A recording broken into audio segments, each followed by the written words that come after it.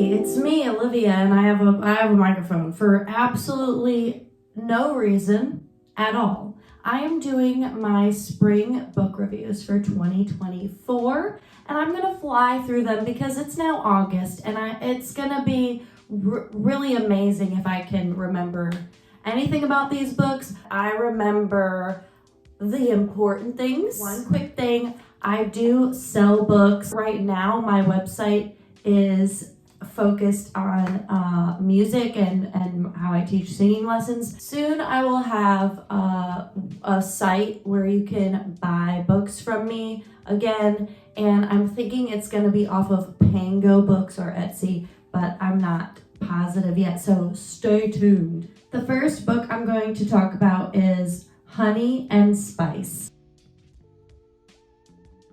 This was a debut novel by Belu Babalola, and she is a fantastic writer. The book is about a girl who's in college. She's a podcaster. She's got definitely a little spice to her. She's super fun, loves her best friend. It follows her. It is a romance, but I would say it's got this touch of coming of age to it that I read a review around the time I read it that's something like it delivers way more than just a romance, and I would say that's true. It's so inspiring when a writer delivers more than just a genre. You want to have a little sunshine in your life, this is the book. It's also a very sweet romance, so I can't recommend it enough. I think almost everyone would love this book. Holding! I found this little Irish mystery written by Graham Norton, who I believe, if I can remember, is also a journalist, I think, or he at least does radio. And it's about a policeman who reminds me of Paul Blart quite a bit, and he's going through this mystery. It was a good story, and the writing was solid. I would recommend this to someone who wants a quick mystery. Just quick read, fun.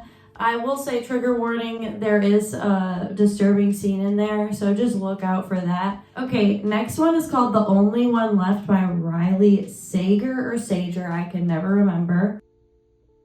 I really enjoyed this.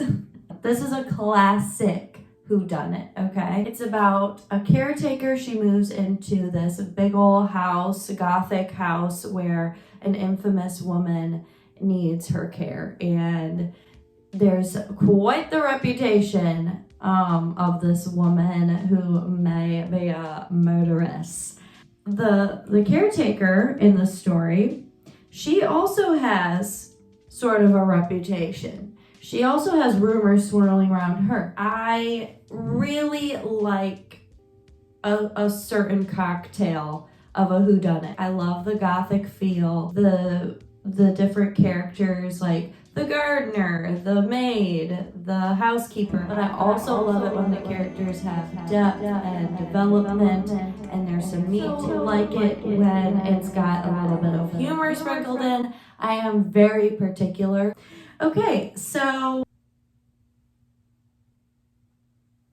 this is a historical fiction mystery about following the Heaven and Earth grocery store. It's a grocery store, fictional, in Pottstown, PA. Characters who are living as members of the African American and Jewish communities at that time and their relationship to each other. It's a little bit about jazz music. It's about business. The woman who owns the grocery store, she's probably the main character, and I would have loved to follow her more. There's so many characters in this story that get a lot of attention. You don't spend really enough time with one character to really care about them. I would say I cared about the grocery store owner, but other than that, it was kind of like I'm just learning about this community, and it was very educational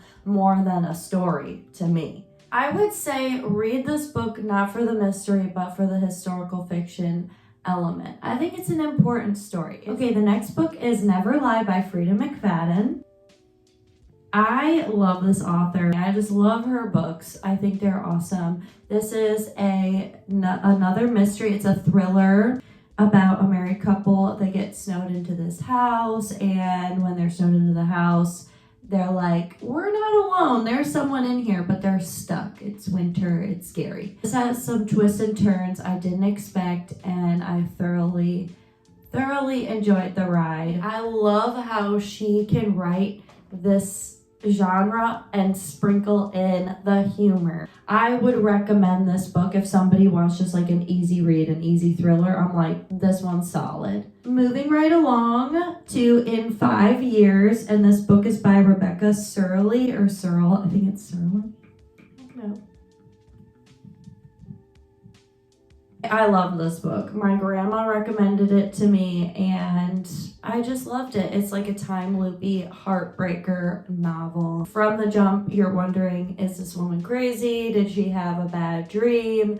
Or is there some supernatural thing going on? Again, is a story that is beyond the thriller. It's beyond a romance. It has some depth. It has some moments where you're wondering, do you like this character? You know, it makes you question right and wrong. It's a lot about love and romance and partnership, and so I really like how thought-provoking it is. I would recommend this book to someone who needs a good cry. Next one is I Built Myself a House by Helen Garvey.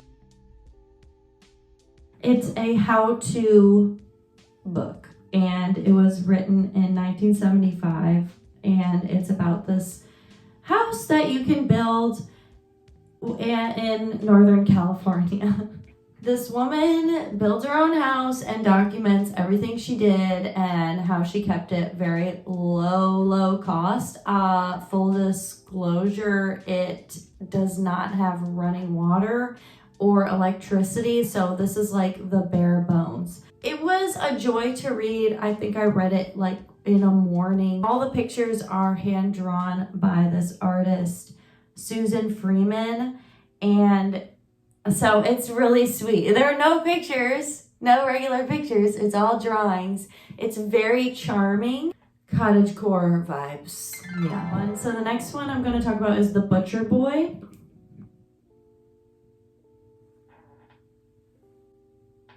It's a descent into madness story, and it follows a young boy. That's who's descending into madness, so kind of heavy. The subject matter is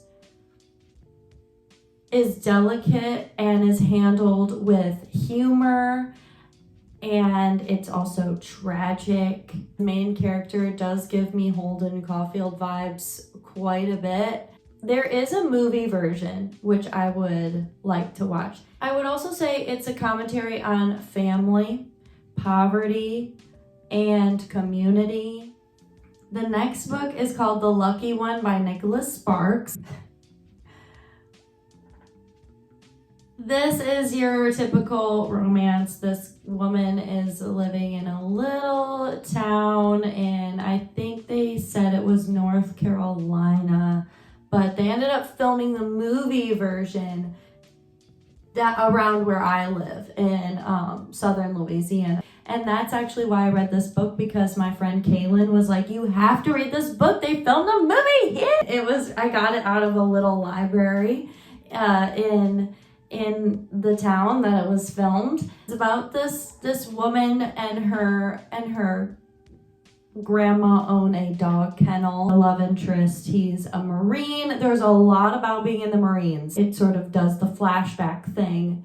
He's in the Marines. He has this picture of the woman. He's trying to find her. This picture is like magical. It keeps him safe. After he gets out of the Marines, he's like, I'm gonna go find this person. So if you're a dog lover and you haven't read a book about a dog in a while, there is quite a bit of dog talk in this.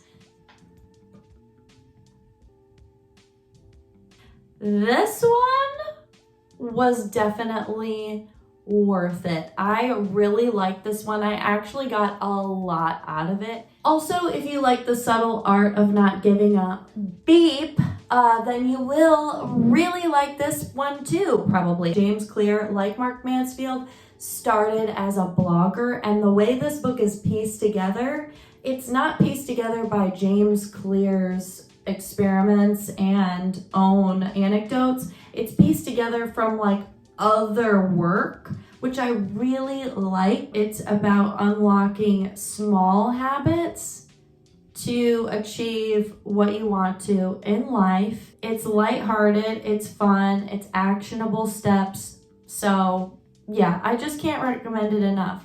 Oh my goodness. Okay, Killers of the Flower Moon, the Osage Murders, and the Birth of the FBI. That is gonna sum up what this book is about.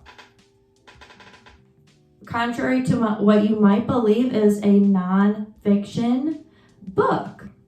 Okay, Osage Nation of Oklahoma, although it does talk about more than that tribe and more than Oklahoma. So you're going to learn more about Native history in America if you read this book. This should be required reading. A tragic story. Eye-opening. Also learning about how the FBI started and just realizing like it wasn't that long ago. I listened to this actually on tape, and then I watched the movie while I was on a plane. The ending's not exactly the same. I would really like to know why. So if you've watched the movie and read the book or listened to the book, let me know and put it in the comments. Thanks for spending time with me. I pretty much just get book recommendations from my grandma, and she like has the most fire recommendations, but I love taking rec, so let me know. And my handle on Instagram is @booksandcoffee by Olivia, probably. All right, bye.